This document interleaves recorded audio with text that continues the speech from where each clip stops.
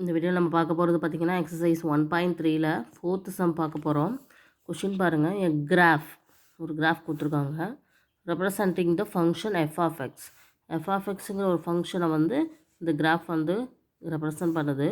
So is given by in figure. It is clear that F of 9 = 2 அந்த ஃபார்மேட்டில் இருக்குது. அப்போது எஃப் ஆஃப் 9 எடுத்து பார்த்தீங்கன்னா கரெக்டாக பார்த்தீங்கன்னா 2 இருக்குது. தெரியுதா? இதுதான் F of X function X, இதுதான் ஒய். ஓகேவா? So F of X equal to 9ஆக இருந்துச்சுன்னா எஃப் ஆஃப் எக்ஸில் அந்த எக்ஸுங்கிறது 9ஆக இருந்தால் வரக்கூடிய ஆன்சர் எவ்வளோவா இருக்குது? 2வாக இருக்குது. இதுதான் இந்த ஃபங்க்ஷன். இந்த ஃபங்க்ஷனை தான் இந்த கிராஃப் வந்து ரெப்ரசன்ட் பண்ணுது. ஸோ இதை வச்சு நிறையா விஷயங்கள் நம்மளை ஃபைண்ட் அவுட் பண்ண சொல்லியிருக்காங்க. கிட்டத்தட்ட ஒரு 4 டிவிஷன் இருக்குது. நம்ம ஒவ்வொன்றா ஃபைண்ட் அவுட் பண்ணலாம். ஃபர்ஸ்ட் என்னது பாருங்கள். First question, find the following values of the function. ஓகேவா? சம் வேல்யூஸ் கொடுத்து அதனுடைய ஃபங்க்ஷன் கொடுத்துருக்காங்க இல்லையா, அதனுடைய வேல்யூஸ் நம்ம கண்டுபிடிப்போம். ஓகேவா? அப்போது இந்த 4 என்ன கொடுத்துருக்காங்க, என்னெல்லாம்னு பார்க்கலாமா? அதில் ஃபர்ஸ்ட் ஒன் எஃப் ஆஃப் 0 கண்டுபிடிக்கணும். ஸோ இது உள்ளே இருக்கிறது தான் எக்ஸ், நம்மளுக்கு வரக்கூடியது ஒய். ஓகேவா? F of X is equal to தான் நம்மளுக்கு சம்திங் இருக்கும். எஃப் ஆஃப் எக்ஸுங்கிறது தான் function. So X is equal to 9ஆக இருக்கும்போது தான் 2ன்னு கொடுத்துருக்காங்க. ஸோ அதே மாதிரி தான் நம்ம இதையும் ஃபாலோ பண்ணணும். அப்போ எஃப் ஆஃப் 0, அந்த 0ங்கிறது என்னது? இது 0க்கு நேராக என்ன வேல்யூ ஒயில் காமிக்குது? 9. டைரெக்டாக எழுதிடலாம். ஓகேவா? அதே மாதிரி எஃப் ஆஃப் 7 எங்கே இருக்குது? இந்த இருக்குது.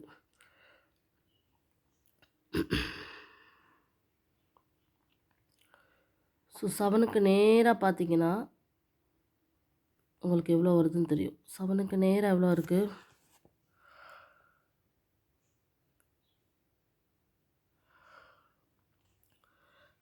ஆக்சுவலாக இது வந்து எஃப் ஆஃப் 7க்கு நேராக வந்து ஆக்சுவலாக 6 வரணும். ஓகே, எனக்கு இங்கே ரெப்ரசன்ட் பண்ணுறது வந்து இந்த ட்ராயிங், இந்த கிராஃபை பொறுத்தவரை 5 வருது. ஓகேவா? ஸோ மேபி இந்த டாட் வந்து இங்கே இருந்துச்சு அப்படின்னா 7க்கு நேராக வரும். ஓகே, நான் வந்து இந்த கிராஃப் படி எழுதுகிறேன். ப்ரொசீஜரை மட்டும் பார்த்துக்கோங்க. So F of 7 = 5. F of 2 எவ்வளோ இருக்குது பாருங்கள்? 6. எஃப் ஆஃப் 10 அதே மாதிரி 10 அப்படிங்கும்போது 0. ஸோ புக்கில் உள்ள கிராஃபுக்கும் இதுக்கும் சின்ன சேஞ்சஸ் இருக்குது. அது என்னென்னு பார்த்துக்கலாம்.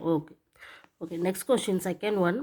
For what value of X is F of X equal to 1. So நம்மளுக்கு ஒய் தான் 1. அப்போ எக்ஸ் எவ்வளோன்னு கேட்டிருக்காங்க. சரியா? அப்போது ஒய்யில் 1 எடுத்துகிட்டு இப்படி பார்த்துட்டே வந்தீங்கன்னா அந்த 1 வந்து எங்கே கட் ஆகுதுன்னா இந்த இடத்துல, அதாவது 9க்கும் 10க்கும் இடையில. ஸோ த ஆன்சர் இஸ் பாதியில் 9.5. So X is equal to 9.5. So அதே மாதிரி அடுத்தது, டிஸ்கிரைப் த ஃபாலோயிங். என்ன டிஸ்கிரைப் பண்ண சொல்லியிருக்காங்கன்னா டொமைனும் ரேஞ்சும் எழுத சொல்லியிருக்காங்க.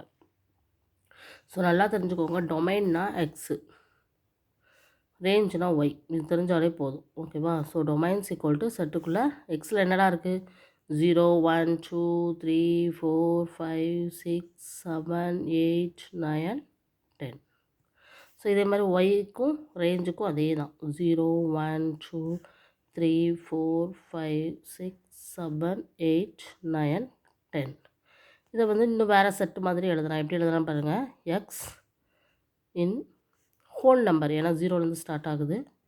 வேர் எக்ஸ் வந்து எதுனா 0 greater than or equal to x less than or equal to 10. இந்த மாதிரி எழுதலாம். கொஷின் புக்கில் பின்னாடி ஆன்சர் இந்த மாதிரி இருக்கும். அதே மாதிரி ஒய்க்கு எழுதும் போதும் அதே தான். சரியா? Set of Y in whole number 0 less than or equal to y less than or equal to 10. Okay, இது வந்து domain range. Then last one, what is the image of 6 under f? So 6, so 6க்கு நேராக என்ன வருதுன்னு பாருங்கள். ஓகேவா? 6க்கு நேராக என்ன வருதுன்னு பாருங்கள். Under F. ஸோ 6க்கு நேராக பார்த்தீங்கன்னா 5 வரும். ஓகேவா? 6க்கு நேராக பார்த்தீங்கன்னா 5 வரும்.